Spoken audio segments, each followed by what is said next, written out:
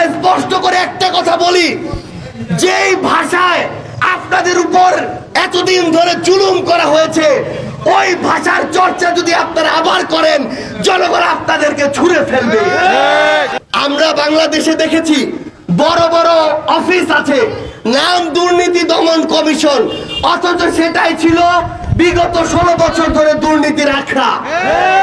ওটাকে ব্যবহার করে রাজনৈতিক ফায়দা নেওয়া হয়েছে।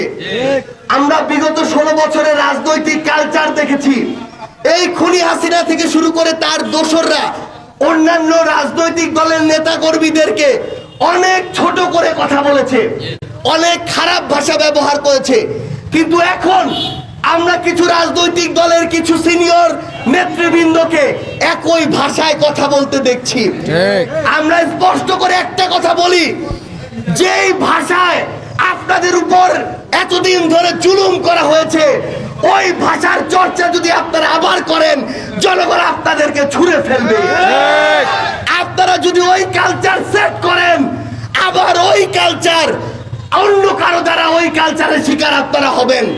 কিন্তু এই তরুণ প্রজন্ম ওই কালচার আর সেট করতে দিবে না। এই জন্য কথা বলার সময় সাবধানে কথা বলবেন।